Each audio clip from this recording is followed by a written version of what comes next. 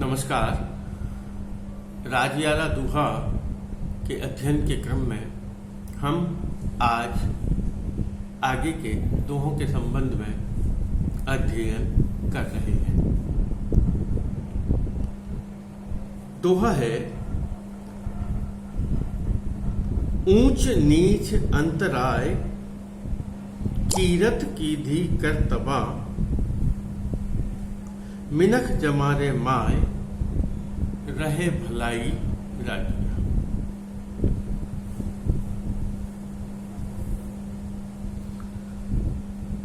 व्यक्ति अपने जीवन में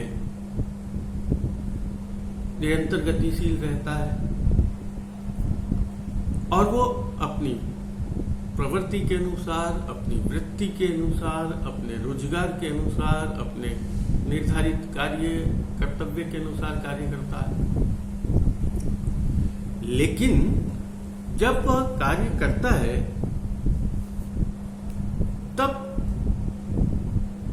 उसके कार्य करने के तरीके से, उसके कार्य करने की भावना से, उसके कार्य करने के उद्देश्य से और कार्य करने के परिणाम से हम उसके द्वारा किए गए कार्य को उचित, अनुचित, खराब, अच्छा, हितकारी, अहितकारी, पाप या पुण्य, इतने सारी चीजों के बीच में बांट दे।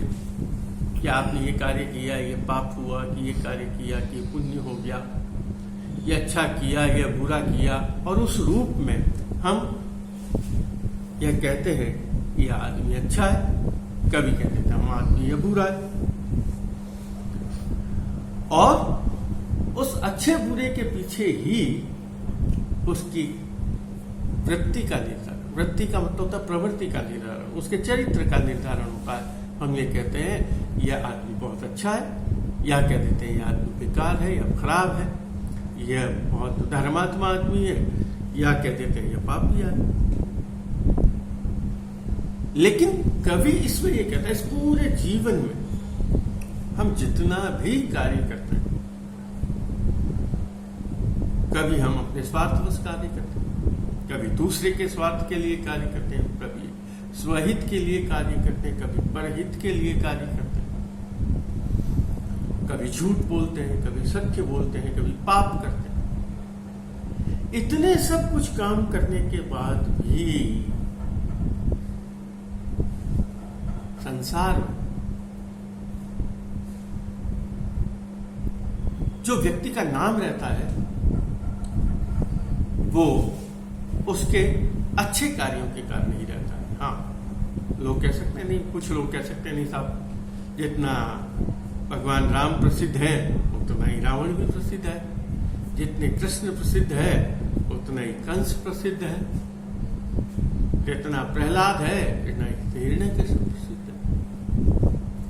लेकिन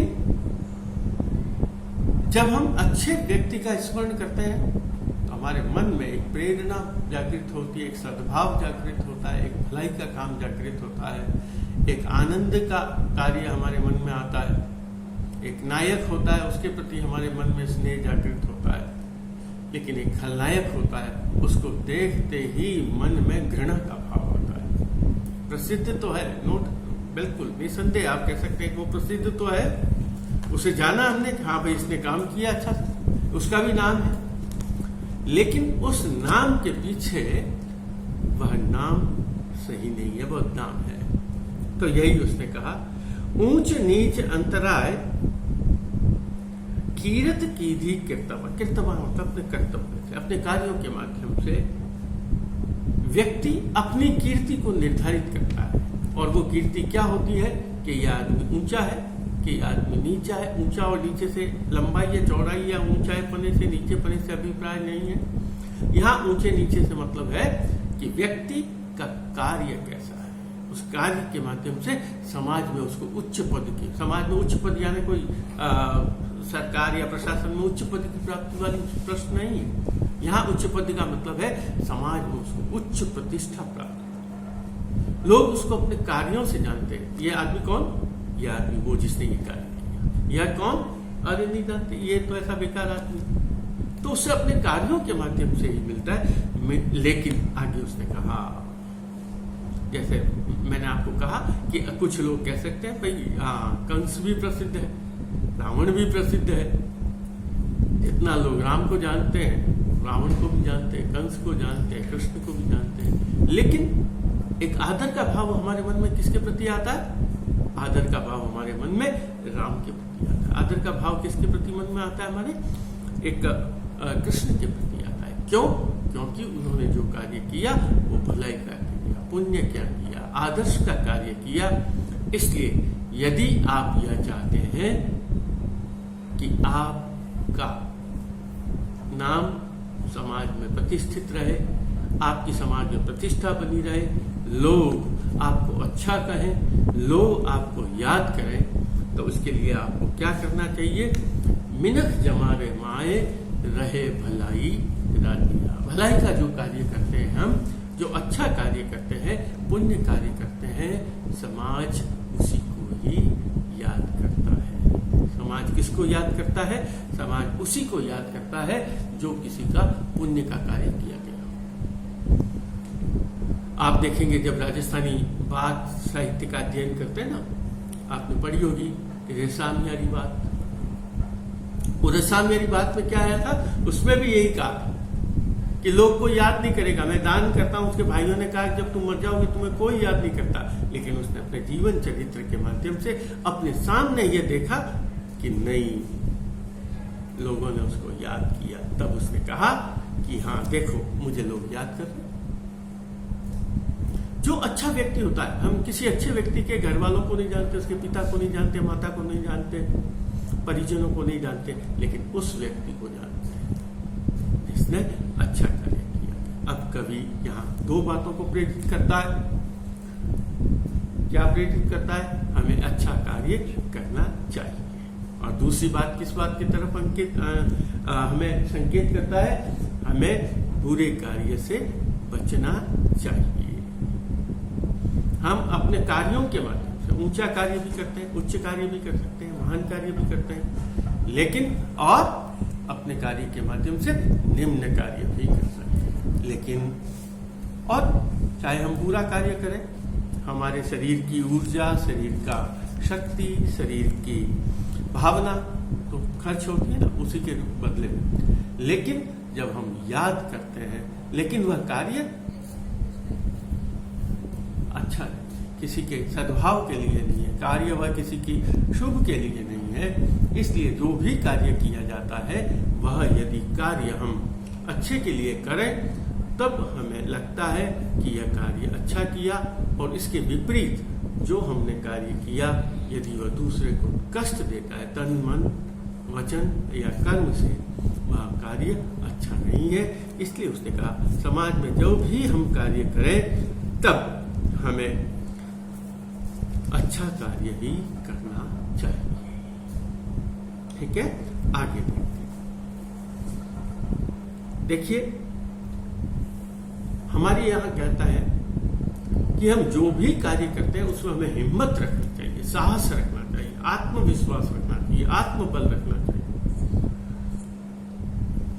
अगर हम कई बार सोचते हैं कोई बात नहीं, हमारा तो भगवान सहायक है, भगवान भला करेगा हमारा, हम क्यों एक्सरसाइज करें, क्यों हम कोई भी कार्य करें, भगवान करेगा जो कुछ भी करना है हमारा।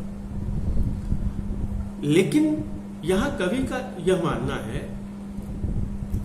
कि ईश्वर हमारी तभी सहायता करता है जब हम अपनी सहायता करते हैं।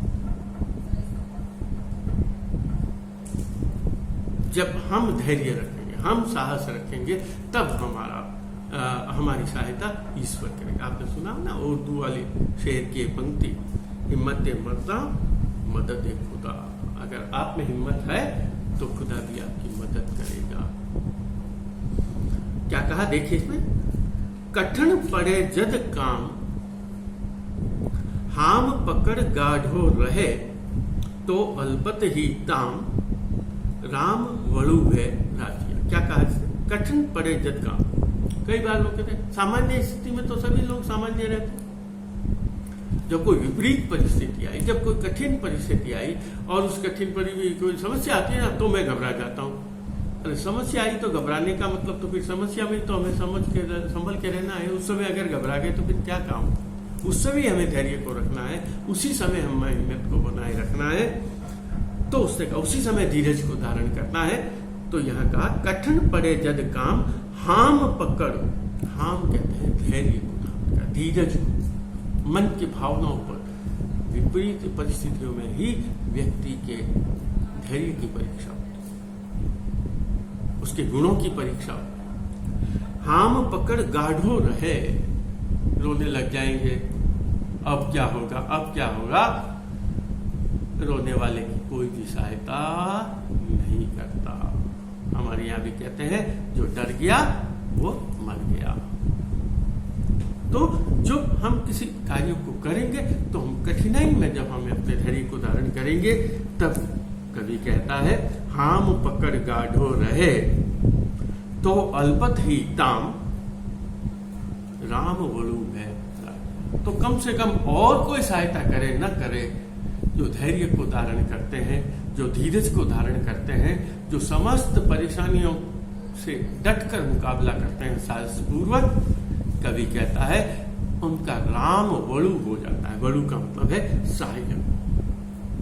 उनके हर कार्य में भगवान सहायता करता है। हम कुछ नहीं करेंगे कि हमने तो सुन रखा है अजगर करे न चाकरी, पंछी करे न काम, दास मलुका कह गए सबके दाता राम। वो दाता राम, दाता तो राम है ही, लेकिन दाना आएगा आपको पास। अजगर के पास शिकार आएगा, लेकिन उसके लिए भी उसको कार्य करना। तो परिस्थिति आएगी, भगवान सभी लोग सहायता करेंगे, समाज भी सहायता करेगा, व्यक्ति भी सहायता करेगा, भगवान भी सहायता करेगा, लेकिन उससे पहले हम में खुद में जब तक हिम्मत नहीं होगी, तब तक कोई भी आपकी सहायता करने वाला नहीं है। इसलिए जब मनुष्य के जीवन में कठिनाई आती है, तब उसे धैर्य धारण करते हुए, धीरज को धारण करते हुए, साहस को रखते हुए, हिम्मत को बुलंद रखते हुए यदि हम आगे बढ़ेंगे, निसंकोच आगे बढ़ेंगे, निडर होकर आगे बढ़ेंगे, कवि कहता है, तो भगवान भी उसकी सहायता करता है।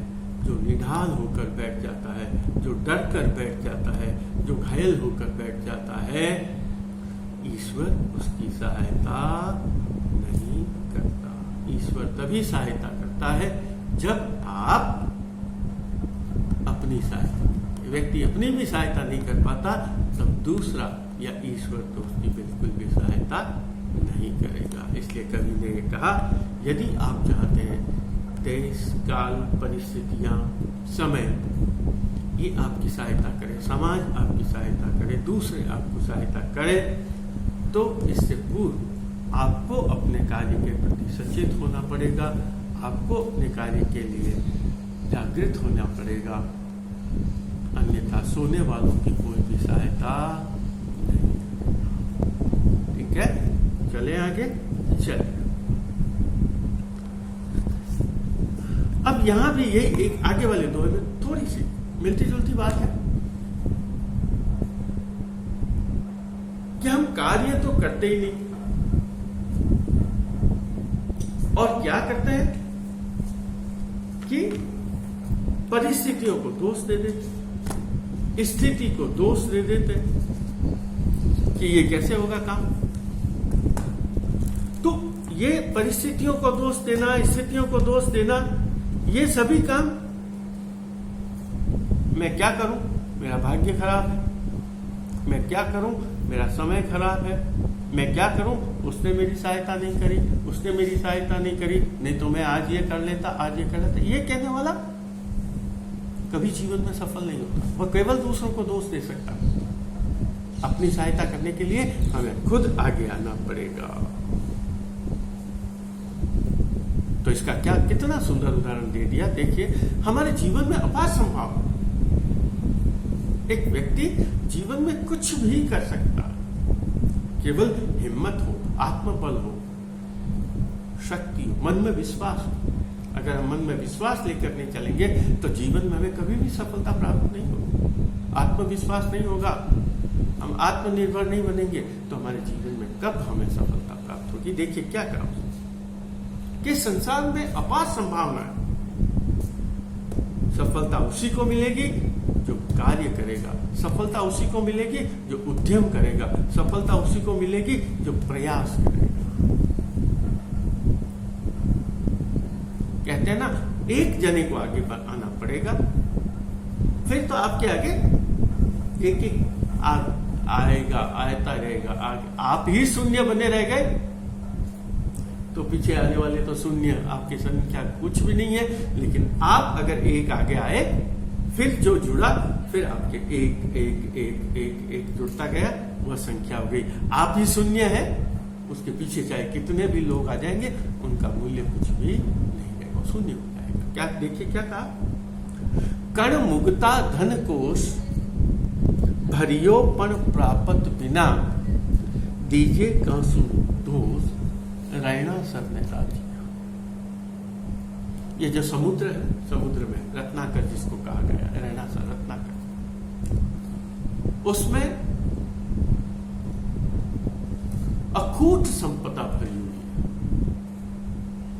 उसमें मोती भरे हुए हैं, उसमें मूंगे भरे हुए हैं और कई वस्तु हैं भरी हुई, इसीलिए उसको रत्नाकर कहा। जिसमें रत्न पैदा होकर रत्नागार भी कहते थे, रत्नाकर भी कहते थे। कण मुक्ता धन कोश भरियो, लेकिन हम बाहर बैठ जाएंगे समुद्र के बाद, कि मोती हमारे पास आ जाए, कि मूंगा हमारे पास आ जाए, कि अच्छे सा शंख हमें मिल जाए, अच्छा सा सीप हमें मिल जाए। आज की तारीख में देखेंगे तो समुद्र में से पेट्रोल निकलता है, पेट्रोल हमें मिल जाए। क्या बाहर बैठे रहने से हमें कुछ मिल जाएगा? नहीं, उसके लिए हमें प्रयास करना पड़ेगा, उसके लिए हमें मेहनत करनी पड़ेगी। लेकिन यदि हम प्रयास ही नहीं करें, यदि हम मेहनत ही नहीं करें, जैसे मैंने आपको कहा, बाहर बैठ गए और बाहर बैठकर राम राम राम राम करने लग रहे हैं, भगवान मुझे इसमें से मोती निकाल कर दे दे, भगवान इसमें से मुझे संपत्ति निकाल के दे दे, मुझे अच्छा सा सामान निकाल के दे दे, कहीं नहीं देगा। इस जमीन के अंदर खूब रत्न पैदा हुए, हीरे छुपे हुए, खोदना पड़ेगा। स्वर्ण भरा हुआ, चांदी भरी हुई है, धातु भरी हुई है, लेकिन उसके लिए हमें प्रयास करना होगा। केवल हम बैठकर, अब क्या होता है, लोग प्रयास नहीं करते, उद्यम नहीं करते, साहस नहीं दिखाते और केवल अपने भाग्य के भरोसे बैठ जाते हैं, ईश्वर के भरोसे बैठ जाते हैं। और जब सफलता नहीं मिलती तब वो ईश्वर को दोष देते हैं, वो अपने भाग्य को दोष देते हैं। और जैसे मैंने आपको कहा, हम समुद्र के बाहर बैठ गए और हमने कहा, समुद्र हमारे गोदी में मोती लेकर आ जा, हमारे हाथों में अन्य जितने भी कण हैं, महान रत्न हैं, उनको रत्नों को लेकर आ जाओ। वो रत्नों को लेकर नहीं आएगा। और जब नहीं मिलते हैं तब हम क्या करते हैं, तब हम अपने भाग्य को दोष देते हैं, हम ईश्वर को कोसते हैं। और ऐसी स्थितियों में हम अपनी परिस्थितियों को, अपने भाग्य को दोष देते हैं और न और उस समुद्र को भी दोष देते हैं। यह बिल्कुल बेकार है, इसमें तो रत्न बार आते ही नहीं। सब आएंगे, रत्न भी बाहर आएंगे, मोती भी बाहर आएंगे, रुपया पैसा धन हमें मिलेगा, ऐश्वर्य मिलेगा। लेकिन उस ऐश्वर्य को प्राप्त करने के लिए हमें मेहनत करनी पड़ेगी, हमें प्रयास करना पड़ेगा।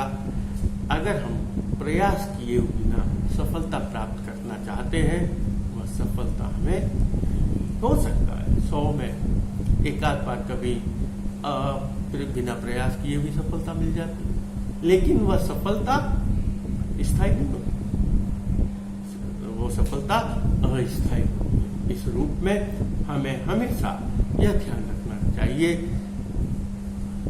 जहाँ संस्कृत में श्लोक है, उद्यम करने वाले व्यक्ति को ही सिद्धि प्राप्त होती है। अगर हम सिद्धि प्राप्त करना चाहते हैं तो हमें कार्य करना पड़ेगा। अगर हम और कार्य करेंगे तो हमें सफलता भी मिलेगी। अगर हम उद्यम नहीं करेंगे, कार्य भी नहीं करेंगे, तब हमें सफलता नहीं मिलेगी। और वह जब सफलता हमें नहीं मिलती है तब हम क्या करते हैं? हम भाग्य को दोष देना प्रारंभ कर देते हैं, ईश्वर को दोष देना प्रारंभ कर देते हैं, जो परिस्थितियां हैं उनको दोष देना प्रारंभ कर देते हैं। और ऐसी स्थिति में कुछ भी हमारे हाथ नहीं आता। इसलिए कवि ने कहा, यदि जीवन में आप सफलता प्राप्त करना चाहते हैं तो आपको उद्यम करना पड़ेगा, आपको कार्य करना पड़ेगा। अब आगे का मैंने आपको कहा, जीवन के विविध पक्षों को जोड़कर कवि ने बात की। यह कहा, इस संसार में बहुत से लोग और उन संसार में लोगों की बहुत सी प्रवृत्ति वृत्ति बिल्कुल भिन्न है। जितने लोग हैं, जैसे कहा है ना कि एक शरीर में चाहे जुड़वा भाई बहन भी हो, कभी वो एक नहीं होता। एक पिता की संतान भी एक जैसी, माता पिता की संतान भी एक जैसी नहीं होती।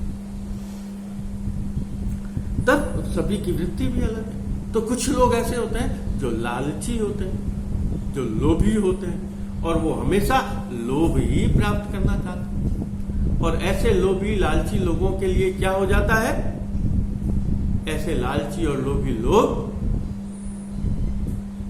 उनको यदि आप प्रसन्न करना चाहें, यदि उनको संतुष्ट करना चाहें, वो बातों से संतुष्ट नहीं होंगे।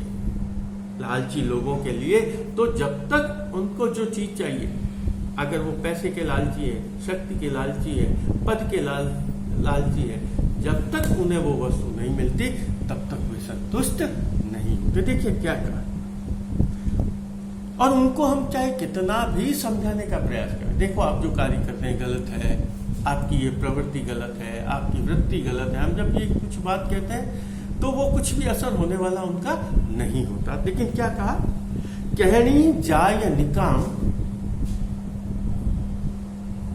आछोड़ी आणी उगत,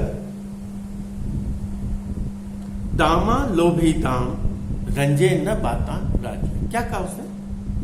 कहनी जाए निकाम, उनको जो कुछ भी कहा जाए वो निष्फल जाता है, निष्काम जाता है, निकमा। उनको कहा हुआ कुछ भी अर्थ नहीं निकलता। कहनी जाए निकाम आछोड़ी आणी उकत। आछोड़ी अच्छी वाली बात, अच्छी बात कही जाए, आणी उकत। आणी कहते सोच विचार करना, उकत यानी उक्ति। चाहे हमें कितना भी सोच विचार कर कितनी भी अच्छी बात कही जाए, लेकिन दामा लोभी दाम, जो दाम का लोभी है ना, पैसे का लालची है, उसको वो बातें, वो उक्तियां अच्छी नहीं लगती। उसको तो क्या अच्छा लगता है? उसको तो पैसा अच्छा लगता है। दामा लोभी दाम रंजे न पाता राजिया, अर्थात लोभी केवल धन से ही प्रसन्न होता है। हम यदि लोभी व्यक्ति को अपने वश में करें, और लोभ का अंत भी नहीं, हम चाहते हैं कि लोभ का अंत हो, उस लोभ का अंत भी नहीं। तो उसने कहा लोभी व्यक्ति कभी भी बातों से रंजना का मतलब तो संतुष्ट होना, आनंदित होना। तो उसने क्या कहा?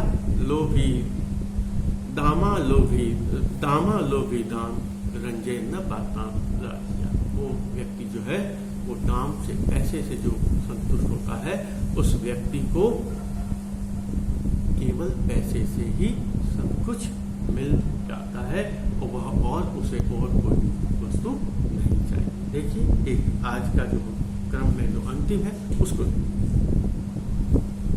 ये कहा कि जो समझदार व्यक्ति, उसको हर समय अपना ज्ञान, हर समय अपनी बुद्धि, हर समय अपना विवेक प्रकट नहीं करना चाहिए। क्योंकि हम जिसको भी बात कह रहे हैं वह उस बात को, उस तथ्य को, उस उक्ति को, उस ज्ञान को स्वीकार करने की स्थिति में है या नहीं है, वो उसका पात्र भी है या नहीं है। लेकिन हमें लगता है कि यह कुछ भी नहीं। क्या कहो उससे देखिए।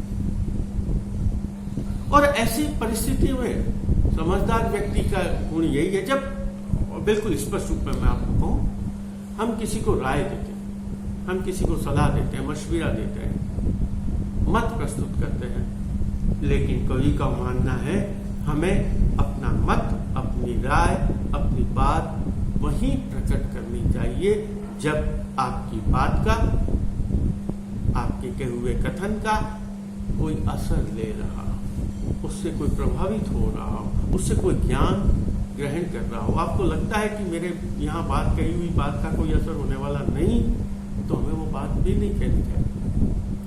देखिए क्या कहा, कहीं न माने कोई, जुगती अनजुगती जठे, सियाना ने सुख पाए, रहनो चुप को राजी। आपकी बात को चाहे वो अच्छी है या बुरी, ये एक अलग बात है, लेकिन आप जो बात कह रहे हैं उस बात को कोई मानने वाला कोई नहीं मानता। और वो बात मैंने आपको कहा, चाहे वो युक्तिपूर्ण हो, अयुक्तिपूर्ण हो, वो एक अलग बात है। तो ऐसी अवस्था जब आपको पता लग जाए मेरी इस बात को कोई भी सुनने वाला नहीं है, ऐसी अवस्था में सियाना ने सुख पाए। ऐसी अवस्था में जो सयाने लोग हैं, जो समझदार लोग हैं, उनको सियाना ने सुख पाए, रहनो चुप को राजिया। ऐसे लोगों को हमेशा चुपचाप शांत होकर रहना चाहिए। अर्थात जब आप किसी को कोई बात कहते हैं और कोई भी आपकी उस बात को स्वीकार करने वाला वहां व्यक्ति न हो, तो आपको वह बात नहीं कहनी चाहिए। अर्थात आपकी बात का मूल्य तभी है जब